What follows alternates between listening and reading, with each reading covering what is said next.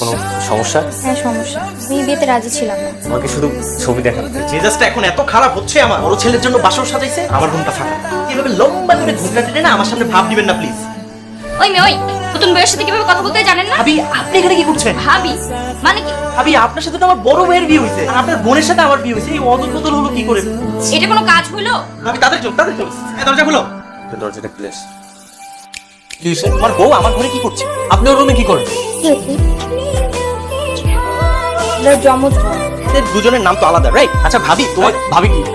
আরে ভাবি তো ওইটা হইতে পারো। প্লিজ এখানে হ্যাঁ আপু, এর সাথে বাসর করে যাবো, তুমি আমার প্লিজ একটু বলো। তোর বউয়ের সাথে। দুজনের মধ্যে থেকে কে আমার বউ? ওটা তামিমের বউ আর এটা সাগরের বউ। আমার আব্বা জান কই? বাবা কি বলো, তোমার কোন ছেলের বউ কোনটা? তোর বউ হচ্ছে এইটা, এটা হচ্ছে তামিমের।